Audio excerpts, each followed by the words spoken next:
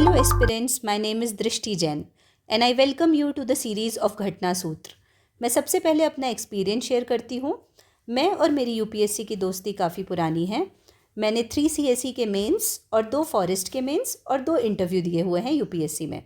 मैं इस घटना सूत्र सीरीज़ में अपना पूरा एक्सपीरियंस आपके साथ शेयर करने की कोशिश करूँगी और किस तरीके से किस चीज़ को पढ़ा और याद किया जा सकता है, क्योंकि यूपीएससी में पढ़ाई तो सभी करते हैं लेकिन सही तरीके से और सही गाइडेंस के साथ पढ़ाई करना सबसे ज़्यादा इम्पॉर्टेंट है। इस वीडियो में हम पीटी 365 डिस्कस करेंगे जो कि काफ़ी क्रिस्प और कॉम्प्रिहेंसिव होगा, जो प्रीलिम्स के लिए इनफ और सफिशेंट होगा।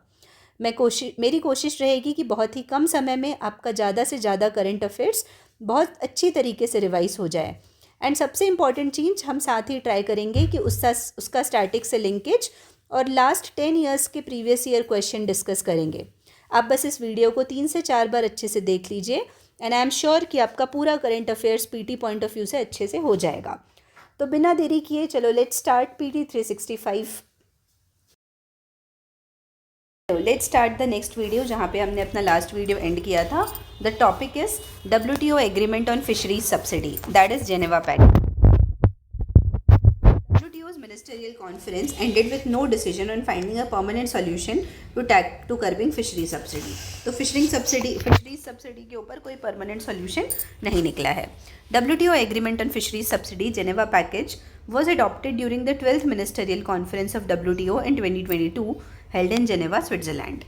एम क्या है इसका? to curb harmful subsidies which contribute to depletion of world's fish stock. तो वर्ल्ड का फिश स्टॉक डिप्लीट हो जाएगा नहीं तो, ठीक है। स्पेशल एंड डिफरेंशियल ट्रीटमेंट की बात होती है इसमें। Developing countries and least developed countries have been allowed a transition period of 2 years from the date of entry into the force of this agreement. ये हार्मफुल सब्सिडीज़ को curb करने के लिए, तो इसी को बोलते हैं स्पेशल एंड डिफरेंशियल ट्रीटमेंट। अभी तक एक्सेप्ट नहीं किया गया। Acceptance from 2/3 of the WTO members is needed for the agreement to come into effect. The agreement is still short of 24 countries. तो 24 कंट्रीज अभी तक और हैं जो साइन नहीं किया, उसके बाद ही ये फोर्स में आएगा। India is not a part of the agreement. अब इंडिया के डिमांड्स क्या है? Countries that have given large subsidies in the past and responsible for fish stock depletion should bear greater responsibility under polluter based principle and common but differentiated responsibility.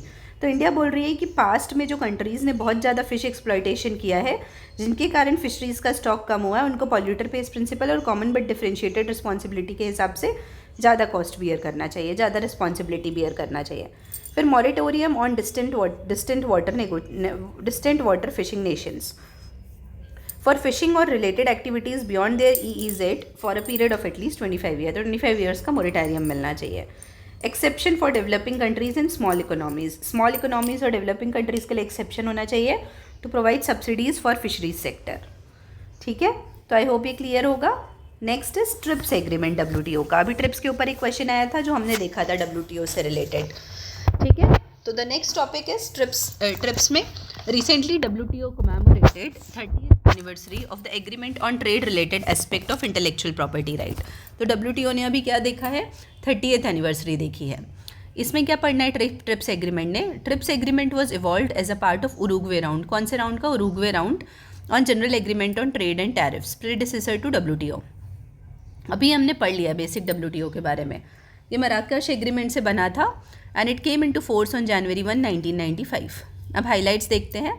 About most comprehensive multilateral agreement है on intellectual property rights. IPR gives the creator an exclusive right over the use of his or her creations, that is inventions, literary or artistic works, designs etc. for a certain period of time. अब standards की बात करें तो sets out the minimum standards of protection to be provided by each member. It has incorporated provisions from World Intellectual Property Organizations, Paris and Bern Convention. Coverage की बात करें तो copyright है, ट्रेडमार्क है, जोग्राफिकल इंडिकेशन है, industrial design है, patent है, layout design है ऑफ इंटीग्रेटेड सर्किट. अब dispute settlement. Any dispute regarding TRIPS obligations are subject to WTO's dispute settlement procedures. तो WTO का डिस्प्यूट सेटलमेंट प्रोसीजर है, उसके हिसाब से ट्रिप्स के ऑब्लिगेशन होंगे. Also provided for Council of TRIPS forum where WTO members discuss issues related to agreement. Compulsory licensing की बात होती है. Allowed compulsory licensing to produce patented product और process without the consent of patent owner. तो allow किया compulsory licensing के लिए, जिसमें आप पेटेंटेड प्रोडक्ट और प्रोसेस को without the consent of patent owner use कर सकते हैं। ये डेवलपिंग और अंडर डेवलप्ड कंट्रीज़ के काफ़ी हेल्पफुल रहा। अब इसमें की इन्फॉर्मेशन क्या है, India has join the TRIPS agreement in 1995। TRIPS agreement को 1995 में ज्वाइन किया इंडिया ने। In compliance with the TRIPS agreement amendments were brought in the patents act. तो पेटेंट्स एक्ट में अमेंडमेंट आया गया था, जैसे पेटेंट्स अमेंडमेंट एक्ट ऑफ 2005। फिर दोहा डिक्लेरेशन आया ट्रिप्स एग्रीमेंट का। It affirmed that TRIPS agreement does not and should not prevent members from taking measures to protect public health and right of members to fully use flexibilities in the agreement for this purpose। तो बोला कि इसमें बोला गया कि members को ऐसे measures लेने से नहीं रोका जाए जिससे पब्लिक हेल्थ प्रोटेक्ट हो। ठीक है, ये समझ आया। अब अपन पढ़ेंगे इसी में next topic, that the next topic is growth and development. ठीक है, 5th section. Growth and development में काफ़ी बार क्वेश्चन भी आया है। पहले हम फिक्स्ड कैपिटल फॉर्मेशन देख लेते हैं, उसके बाद हम ग्रोथ एंड डेवलपमेंट का क्वेश्चन देखेंगे। Sluggish growth of private gross fixed capital formation as a percentage of GDP has been a significant challenge for Indian economy. तो बोल रहा है कि कैपिटल फॉर्मेशन स्लो हो रहा है, इससे इंडियन इकोनॉमी को काफ़ी चैलेंज देखना पड़ रहा है। तो यहाँ पे आप ग्राफ देखो, काफ़ी ऐसे मॉडरेट सा ग्राफ है। अब evaluation of gross fixed capital formation, जिसको हम इन्वेस्टमेंट भी बोलते हैं। From independence to economic liberalization, investment remained slightly below or above 10% of GDP। तो इंडिपेंडेंस से लेके इकोनॉमिक लिबरलाइजेशन से अराउंड 10% रहा, ठीक है, जीडीपी का investment. It rose around 10% of GDP in the 1980s to around 27% in 2007-8। फिर 7-8 के टाइम 27% हो गया। From 2011 to 12 onwards, however, private investment began to drop and hit a low of 19.6% of GDP in 2020 to 21 and again started rising। ये infographic से अपन को समझ आ रहा है जो भी हम पढ़ रहे हैं। Despite having a high saving economy, capital formation may not result in significant increase in output due to high capital output ratio। यही एक क्वेश्चन था, देखेंगे हम PYQ, ठीक है, यही लाइन दी गई थी। क्या है, अभी हम हाई सेविंग इकोनॉमी है, लेकिन उसके बाद भी उससे हाई कैपिटल फॉर्मेशन में नॉट रिजल्ट, उसके बाद भी कैपिटल फॉर्मेशन नहीं हो, may not result in significant increase in output due to, क्योंकि हमारा हाई कैपिटल आउटपुट रेशियो है। हम जितना कैपिटल लगाते हैं उसके हिसाब से आउटपुट नहीं आता हमारा, ठीक है, तो ये काफ़ी ज़्यादा है। What is fixed capital gross fixed capital formation. Gross fixed capital formation refers to growth in size of fixed capital in the economy. तो फिक्स्ड कैपिटल की कैसे ग्रोथ होगी इकोनॉमी में, उसकी बात करता है। अब कैपिटल फॉर्मेशन क्या है, refers to process by which resources are invested in the assets like plants, equipment, machinery etcetera, as well as in human capital through education, health, skill, etc.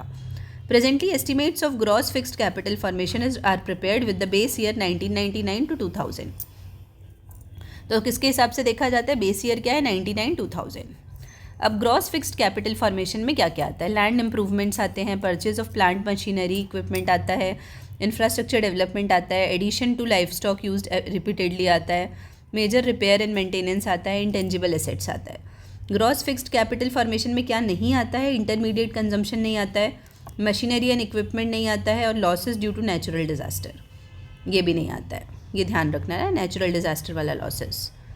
Private gross fixed capital formation and public gross fixed capital formation.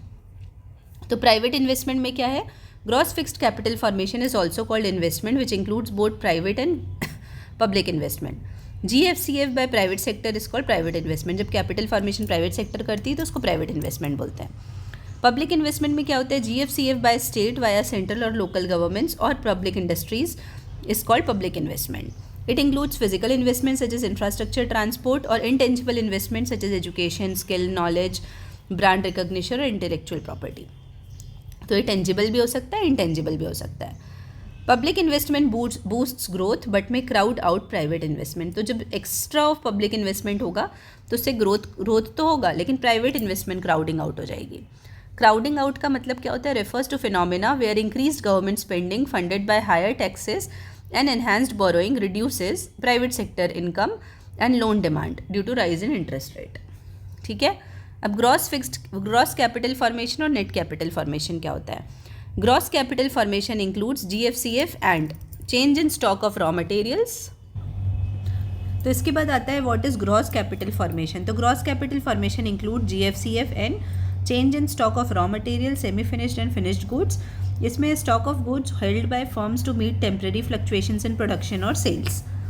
फिर next है net acquisition of valuables, तो इसमें क्या क्या आता है, gold, gems, ornaments और precious stones, ठीक है। फिर आता है नेट कैपिटल फॉर्मेशन, तो net capital formation is distinguished from gross capital formation in that net capital formation includes depreciation, obsolescence and accidental damage to fixed capital. तो ये सब जब इंक्लूड करते हैं तो नेट कैपिटल फॉर्मेशन हो जाता है। फिर आते हैं हम next topic, that is human development report 2023-24।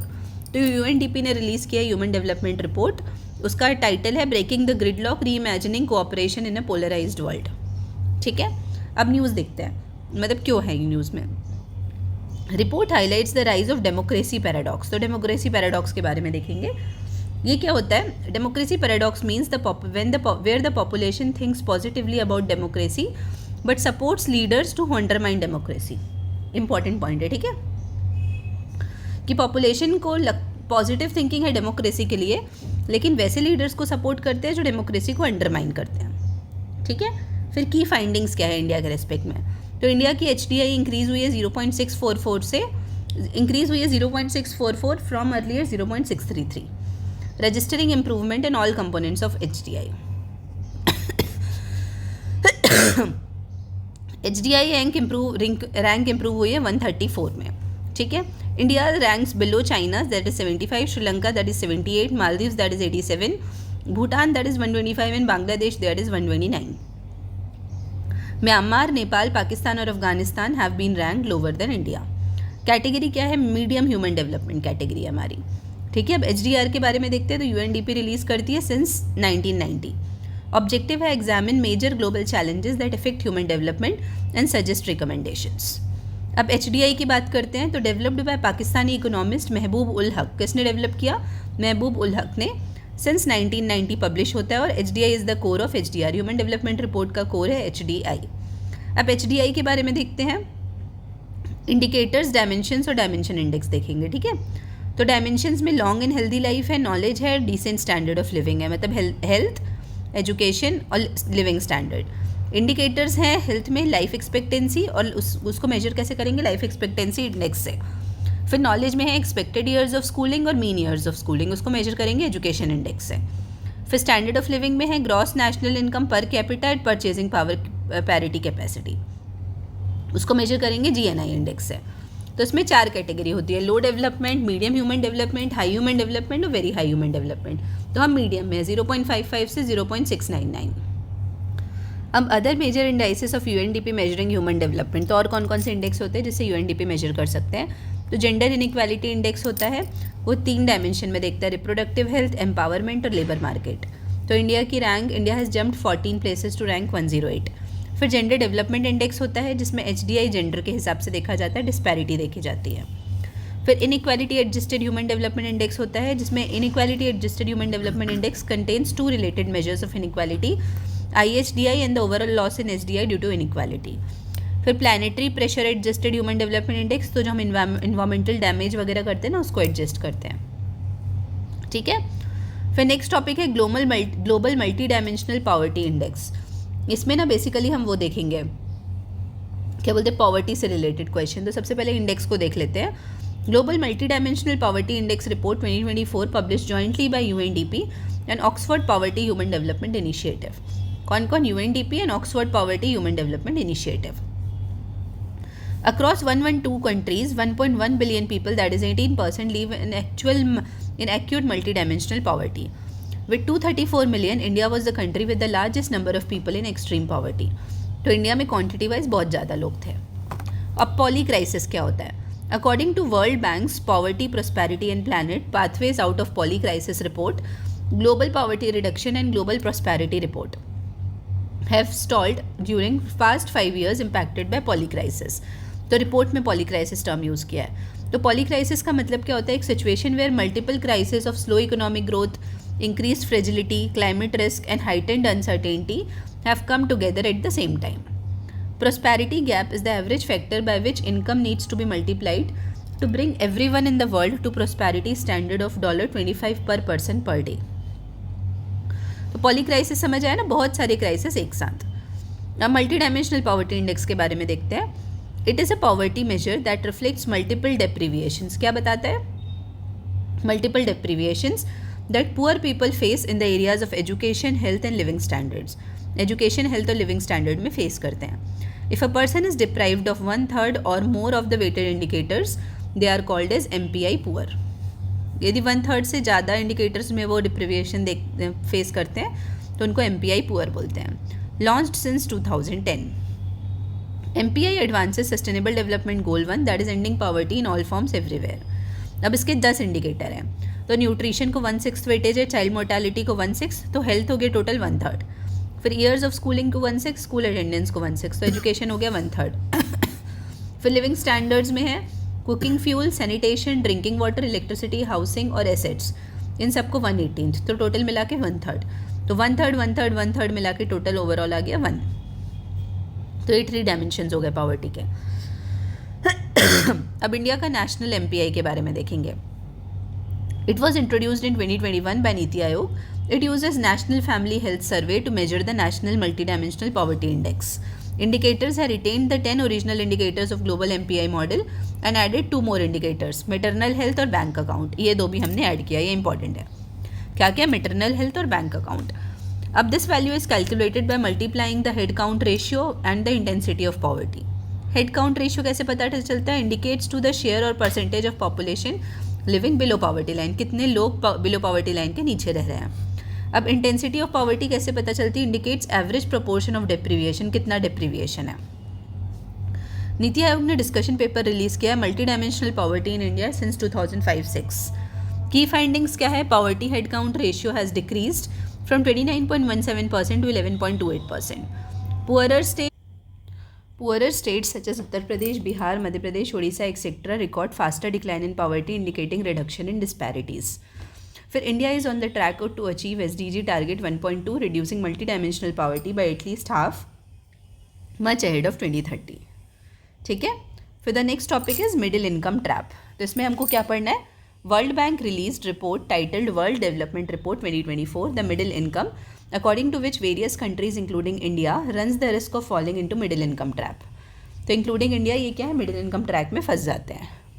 अब मिडिल इनकम ट्रैप क्या है? मिडिल इनकम ट्रैप का मतलब है it refers to a situation where in rapidly growing economies stagnates at middle income level and fails to graduate into the ranks of higher income. तो क्या बोल रहे हैं? जो रैपिडली ग्रोइंग इकोनॉमी है वो मिडिल इनकम ट्रैप में ही रह जाती है और हायर इनकम कंट्रीज़ में नहीं डेवलप हो पाती. इन 2007 the term middle income trap was coined bye world bank. तो किसने कॉइन किया था? वर्ल्ड बैंक ने. अब मिडिल इनकम कंट्रीज़ कौन सी होती हैं? World Bank classifies economies having per capita gross national income between $1135 to $13,846 as middle income countries. India has a per capita income of per capita GDP of $2500. ठीक है. अब trend क्या है? During the last decade prospects of middle income countries migrating to high income countries have worsened. तो ये prospects कम हो गए हैं, वर्स हो गए हैं. ठीक है. अब वे अहेड की बात करें तो world bank report suggest countries aiming for high income status should fall below 3I strategy: investment, infusion of global technologies and innovation. ठीक है. However, to achieve the shift from 1I to 2I to 3I, creative destruction would play the crucial role. क्या चीज़? Creative destruction. Creative destruction का मतलब क्या होता है? The process by which new innovations replace out the dated industries. तो new innovations आते हैं और पुरानी टेक्नोलॉजीज को रिप्लेस कर देते हैं, टेक्नोलॉजी को, प्रोडक्ट को, लीडिंग टू इकोनॉमिक ट्रांसफॉर्मेशन. ठीक है. The next topic is Preston curve. तो प्रेस्टन कर्व देखेंगे हम. India's growth story is often analyse through the prism of Preston curve. तो हमारी ग्रोथ स्टोरी है उसको हम प्रेस्टन कर्व से एनालाइज करते हैं. प्रेस्टन कर्व की बात करें तो it was first coined by American sociologist Samuel Preston in 1975. अब ये ग्राफ देख लो, यहाँ पे ऐसा बना हुआ है. ठीक है. Preston curve. It highlights that an increase in per capita income of a country does not cause much of a rise in the life expectancy of its population beyond a point. तो बोल रहे हैं कि जैसे पर capita income बढ़ता है, increase in per capita income of a country, उससे rise in life expectancy of the population एक पॉइंट के बाद नहीं होती. जैसे थोड़ा बढ़ा तो लाइफ एक्सपेक्टेंसी बढ़ी, लेकिन एक पॉइंट के बाद स्टैग्नेट हो जाती है. When a poor country begins to grow, its per capita income rises and causes increase in life expectancy initially due to nutrition, sanitation and access better health care. However it begins to flatten out after a certain time. तो इसको बोलते हैं Preston curve. किसके किसके बीच में ये Preston curve? Per GDP per capita और लाइफ एक्सपेक्टेंसी। अब पढ़ते हैं हम next topic, Nobel prize in economic sciences. तो Sveriges Riksbank prize in economic sciences in the memory of Alfred Nobel 2024 awarded to Daron Akimoglu, Simon Johnson and James A. Robinson for the studies of how institutions are formed and affect prosperity, कि कैसे institutions बनते हैं और prosperity को impact करते हैं। अब Nobel prize of economics को पढ़ लेते हैं। The Sveriges Riksbank prize in economic sciences, commonly known as Nobel prize of economics, ये 1968 में इस्टेब्लिश हुआ था सर्विजिस रिक्सबैंक के द्वारा। It is not one of the 5 Nobel prizes established by Alfred Nobel in 1895। तो ये 5 नोबेल प्राइज जो Alfred Nobel ने बोले थे उनमें से एक नहीं है। फर्स्ट रेसिपिएंट कौन थे? रैगनर फ्रिश। ये सब याद करने की ज़रूरत नहीं है, ठीक है, बस ये देखो। अमर्त्य सेन थे was the first Indian to receive Nobel prize for economics in 1998 for his contribution to welfare economics and social choice theory. क्या चीज़ के लिए? वेलफेयर इकोनॉमिक्स और सोशल चॉइस थ्योरी के लिए। Prize consist of medal, a personal diploma and a cash award. की highlights क्या है इस रिसर्च के? They have demonstrated the importance of societal institutions for country's prosperity। तो importance of societal institutions की क्या सोसाइटी में क्या वैल्यू है उसका कंट्री की prosperity के लिए। अब टाइप्स ऑफ इंस्टीट्यूशन, तो उसमें है एक्सट्रैक्टिव इंस्टीट्यूशन और इंक्लूसिव इंस्टीट्यूशन। तो एक्सट्रैक्टिव इंस्टीट्यूशन में है formed in some colonies to exploit the indigenous population and extract natural resources to benefit the colonisers. तो क्या बोल रहे हैं? सम कॉलोनी में बनता है indigenous population, exploit the indigenous population and extract natural resources to benefit colonizers. In such environments, individuals face significant risk of confiscation leading to lack of motivation for long-term investment. तो long-term investment के लिए motivation कम हो जाता है। फिर inclusive institutions. Colonizers built inclusive political and economic systems for the long-term benefit of European settlers in colonies that were sparsely populated and supported more European settlers. तो अलग अलग टाइप के इंस्टीट्यूशन है, एक्सट्रैक्टिव इंस्टीट्यूशन और inclusive institution. These institutions covered individuals a strong incentive to work, save and invest in long run. क्या क्या चीज़ के लिए? Work, save and invest in long run, ठीक है। तो ये हुआ एक्सट्रैक्टिव और इंक्लूसिव इंस्टीट्यूशंस। अब आते हैं हम next topic, that is agriculture and allied sector. तो उसमें एग्रीकल्चर सेक्टर के बारे में देखेंगे। तो cabinet approve 7 major schemes for improving farmers lives and livelihoods with total outlay of ₹14,235 crore. तो 7 न्यू एग्रीकल्चरल स्कीम्स कौन कौन सी हैं? सस्टेनेबल डेवलपमेंट ऑफ हॉर्टिकल्चर, उसमें है स्ट्रेंथनिंग ऑफ कृषि विज्ञान केंद्र। फिर डिजिटल एग्रीकल्चर मिशन है, crop sciences for foods and nutritional security है, sustainable livestock health and production है, strengthening agricultural education management and social science है और नेचुरल रिसोर्स मैनेजमेंट है, ठीक है। ये 7 न्यू एग्रीकल्चरल स्कीम्स आई हैं। फिर about agriculture and allied sector, as per NSO's statistical report on value of output from agriculture and allied sector 2011-12 से 22-23, agriculture and allied sector accounted for 18.2% of the ग्रॉस वैल्यू एडेड। कितना? 18.2% of the GVA, current prices in 2022-23। Output trend of sub sectors, crop declined from 62.4 to 54.3, well forestry increased and livestock and fishing increased steadily. तो life stock और fishing भी increase हुआ। अब issues और constraints in increasing livelihood of farmers, तो technological issues में क्या है? Only 47% of agricultural activities are mechanized in India, lower than China 60% और Brazil 75%। Issues in R&D expenditure 0.4% of agricultural GDP, lower than China, Brazil and Israel. फिर inadequate agriculture infrastructure, 51% rainfed agriculture is in net sown area. Cobweb phenomena एक होता है agriculture में, limited food processing facilities, inefficient supply chain management leading to cobweb phenomena. Cobweb phenomena is a phenomena where the prices of certain goods witness fluctuations that are cyclical in nature. तो certain goods में fluctuations होता है जो cyclical होते हैं nature में, इसको बोलते हैं कॉबवेब फिनोमेना, ठीक है। फिर आते हैं हम next horticulture sector in India. Cabinet approved scheme for sustainable development of horticulture and a clean plant programme under the mission for integrated development of horticulture. तो क्लीन प्लांट प्रोग्राम भी launch किया है MIDH के अंदर। अब clean plant programme क्या है, M क्या है इसका? Promote sustainable and eco friendly agricultural practices and reduce dependence on imported planting material, implementing agency क्या है? National horticulture board in association with Indian council of agriculture research. Core components क्या है? 9 world class state of the art clean plant centres हैं। Certification framework supported by a regulatory framework under seeds act 1966। Support for large scale nurseries for infrastructure development, तो large scale nurseries के लिए support होगा। अब horticulture sector in India की बात करें तो involves cultivation, production, processing, marketing of fruits, vegetables, flowers and ornamental plants. India's gross crop area under horticulture is 13.1%, तो ग्रॉस क्रॉप एरिया कितना है? 13.1%। Fruits and vegetables account for 90% of the total horticulture production, 355.48 million ton in 22-23.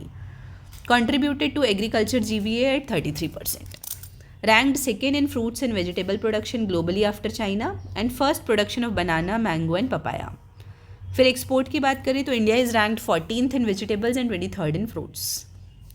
फिर other initiatives for horticulture sector तो MIDH mission for integrated development of horticulture, centrally sponsored scheme है for holistic growth of horticulture sector covering fruits, vegetables, root and tuber crops, mushrooms, spices, flowers, aromatic plants, coconut, cashew, cocoa and bamboo. अब sub schemes कौन कौन से इसके अंदर? National horticulture mission for north eastern Himalayan states, national horticulture board, coconut development board, central institute of horticulture Nagaland. कहाँ पे इसका? नागालैंड में। फिर coordinated programme on horticulture assessment and management using geo informatics, Chaman भी है, for better horticulture assessment and development through remote sensing. इसमें क्या क्या यूज़ करेंगे? रिमोट सेंसिंग, GIS और फील्ड सर्वे। फिर आता है cluster development programme Suraksha. It allows an instant dispersal of subsidies to farmers